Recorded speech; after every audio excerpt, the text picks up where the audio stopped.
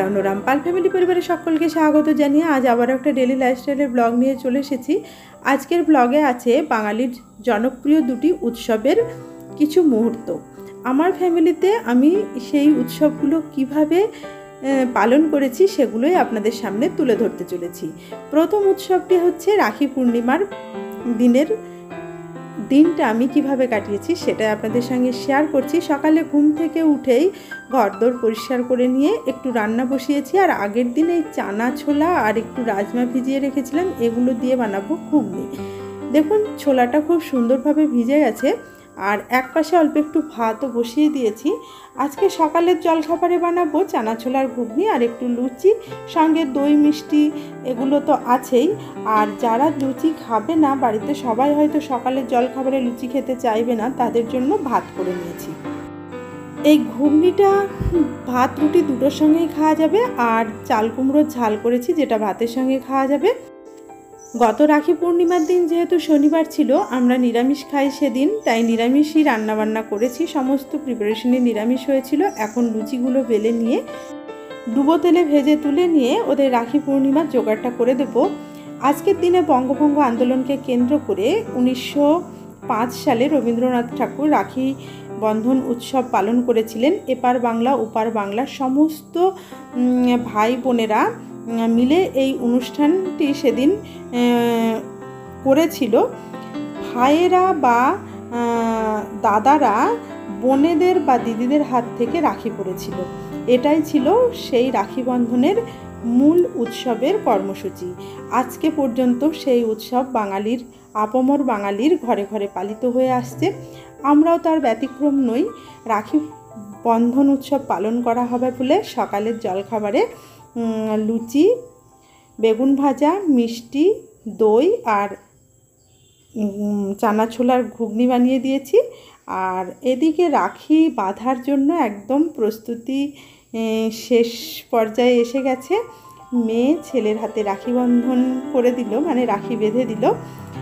খুবই ভালো লাগে আজকের এই দিনটিকে মানে উপভোগ করতে আর কি। যাই হোক, ওদের রাখি বন্ধন হয়ে গেল।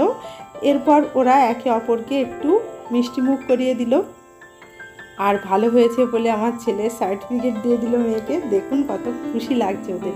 এইরকম একটু উৎসব যদি বাড়িতে মাঝে মাঝে না হয় না, ভালো লাগে না। দেখবেন একঘেয়েমি, মানে জীবনটা যে একঘেয়েমি সেটা অনেকটাই কেটে যায় এইরকম ছোটোখাটো একটু অনুষ্ঠান একটু সাজিয়ে গুছিয়ে বাড়িতে করলে পারে। মেয়ে ছেলেকে চকলেট গিফট দিয়েছিল, আর ছেলেও মেয়েকে কিছু একটা গিফট দিয়েছিল, সেটা আর আমার খুলে দেখানো হয়নি, মনে নেই কি গিফট দিয়েছিল। আর মশলার দানিগুলো ধোবো বলে মশলাগুলো ঢেলে রেখেছিলাম, তবে মশলার দানিটা না ধুয়ে রেখেই আমি বড় আদুলিয়ায় চলে এসেছিলাম, মানে গ্রামের বাড়িতে আর কি। এই যে রান্নাবান্না দেখাচ্ছি এটা হচ্ছে সোমবারের দিনের রান্নাবান্না। রবিবারের দিন কোনো ভিডিও শ্যুট করিনি, চলে এসেছিলাম বলে। অনেক কিছুই সেদিন হয়েছিল, কিছু ভিডিও শ্যুট করতে পারিনি। সোমবারের দিন রান্না করে দিয়েছিলাম ওর বাবাকে আলু পটল আর মসুর ডাল দিয়ে একটা তরকারি, ভাত। আর সেদিন ছিল শ্রাবণ মাসের চতুর্থ সোমবারের পুজো। আমি সকাল থেকে উপোস করেছিলাম, ঘর তোর পরিষ্কার করে রান্নাবান্না সেরে এখন চলে এসেছি ছাদে ঠাকুর পুজোর ফুল তুলতে। ওর বাবা তো স্কুলে বেরিয়ে গেছে, আর আমি তো স্কুলে আজকে যেতে পারিনি। দেখলাম অনেক বেলা হয়ে গেছে, স্কুলে গেলে পুজো পাঠ আর ঠিকমতো হবে না, তাই স্কুলটা আজকেও বন্ধ হয়ে গেল। আর আমার থানকুনি গাছগুলো দেখুন কত সুন্দরভাবে মানে বেড়ে উঠেছে, খুব ভাল লাগছে, কালারটা খুব সুন্দর হয়েছে। আর এদিকে দেখুন ফুল তোলা আমার কমপ্লিট হয়ে গেল। নিচে নেমে এসে এই যে এটা রক সল্ট আনা হয়েছিল, সাবু ভিজিয়ে রাখবো, সাবু মনে হয় ভিজিয়ে রেখেছিলাম, মানে রক সল্ট দিয়ে একটু পোলাও বানাবো, সেটা পরে বানাবো। তবে তার আগে ওই যে বাজারপত্রগুলো, মানে মুদিখানার বাজারগুলো তুলে নিলাম। রান্নার বাসনপত্র মেজে রান্নাঘর পরিষ্কার করে রেখে গেলাম, স্নান সেরে পুজো সেরে নিজের জন্য কিছু বানিয়ে নেব বলে। আজকে শ্রাবণ মাসের চতুর্থ সোমবার, আজকে পুজো করব, মহাদেবের পুজো করব। আজকে স্কুল যেতে পারিনি, স্কুল ছুটি নিয়েছি, পুজো করব। আর গতকাল তো কলকাতা থেকে এসেছি, যার কারণে মানে শরীর ঠিক পারমিট করছে না, ছুটি নিলাম, নিয়ে পুজো আশ্রা করব। সকালে সমস্ত কাজকর্ম হয়ে গেছে, আমার স্নানও হয়ে গেছে, দেখুন স্নান করে পুরোপুরি ফ্রেশ হয়ে গেছি। পুজোর বাসনপত্র মাজা হয়ে গেছে, ফুল ফল জোগাড় করেছি। পুজো সেরে আবার আপনাদের সঙ্গে কথা বলবো। পুজো করার কোনো ভিডিও আপনাদের সঙ্গে আমি আজকে শেয়ার করতে পারবো না, কারণ অনেক বেলা হয়ে গেছে আর বাড়িতে কেউ নেই যে ভিডিও শ্যুট করে দেবে। পুজো করতে করতে ভিডিও করা খুবই অসুবিধা, আর নিজের মনের প্রার্থনা জানিয়ে মহাদেবের কাছে পুজো করব, যার কারণে ভিডিও শ্যুট আজকে করব না। আর পুজোর যে জোগাড়গুলো করেছি এখনো পর্যন্ত যতটুকু হয়েছে সেটা দেখিয়ে দিচ্ছি, আবার পুজো করার পর আপনাদের সঙ্গে কথা বলবো। আর কি গরম পড়েছে দেখুন, ভীষণভাবে ঘামছি। সকালে রান্নাবান্না করেছি, আর আমার নিজের আজ তো নিরামিষ খাবো, যার কারণে নিজের জন্য কিছু রান্নাবান্না করতে হবে, সেগুলো যাই হোক করা হয়নি। স্নান করে পুজো সেরে করব। তাহলে চলুন পুজোর জোগাড় আপাতত এখনো পর্যন্ত কতটুকু করেছি সেটা দেখাই, চলুন দেখুন। এই যে পুজোর ফুল গুছিয়ে, ফল ধুয়ে, বাসনপত্র ধুয়ে, বাবা মহাদেবকেও নাবিয়ে ধুয়ে পরিষ্কার করে নিয়েছি। এখন ওই ধোয়া কাচা ব্যাগের ভেতরে বেশ কিছু পুজোর জিনিস আনা হয়েছিল, সেগুলো বার করে নিলাম। তারপর পঞ্চামৃত তৈরি করে নিচ্ছি।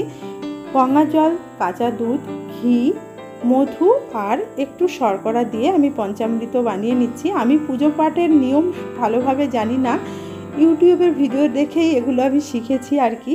কিছুটা জানতাম, সবটা জানি না বলা ভুল, কিছু কিছু জানতাম না, সেগুলো শিখেছি। প্রথমেই এই পঞ্চামৃত দিয়ে বাবা মহাদেবের অভিষেক করিয়ে নিলাম। এরপর মানে এখানে তো সমস্ত কিছুই আছে। এরপর গঙ্গা জল ঢেলে আবারও গঙ্গা জল দিয়ে অভিষেক করিয়ে নিয়ে ভালো করে মহাদেবকে মুছে পরিষ্কার করে যে পাত্রে রেখে আমি প্রতিদিন জল দিয়ে পুজো করি, মহাদেবের মাথায় জল ঢালি, সেই পাত্রে বসিয়ে সিংহাসনে যথাস্থানে স্থাপন করে পুজো পাঠ সেরে নিয়েছি। পুজোতে আজকে বেশি কিছু ফল দিতে পারিনি, দিয়েছি কলা আর সন্দেশ, পাকা কলা আর সন্দেশ, আর 3টে গোটা ফল দিয়ে পুজো করেছি।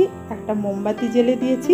আমার পুজো করা কমপ্লিট হয়ে গেছে। পুজোর ভিডিও তো ভালোভাবে শ্যুট করতে পারিনি, কারণ পুজোটা হচ্ছে মনের শান্তির জিনিস, সেখানে ভিডিও শ্যুট করতে গেলে হয় না, তাই করতেও পারিনি। যাই হোক, পুজো পাঠ কমপ্লিট করে এখন নিচে গিয়ে একটু রান্না বসাবো।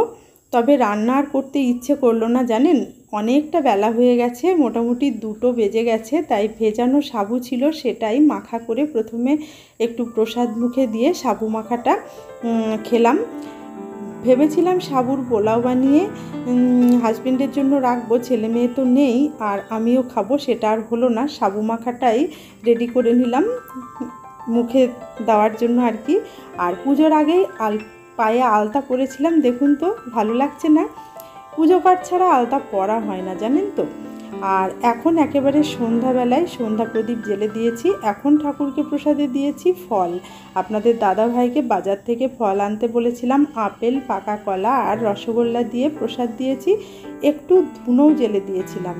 আজকে ধুনো জ্বালতে খুব মন করলো, ধুনো জ্বেলে দিয়ে ঠাকুরের নাম করেছিলাম। আমরা তো বালক ব্রহ্মচারী মহারাজের দীক্ষিত, তার নাম গান করে নিয়ে নিচে এসে এখন পোলাও বানালাম রাতের খাবারের জন্য। আজকের ব্লগটি এখানেই শেষ করছি। ভালো লাগলে চ্যানেলটি সাবস্ক্রাইব করে সাপোর্ট করার অনুরোধ জানালাম। ভিডিওটি দেখার জন্য সকলকে জানাই ধন্যবাদ।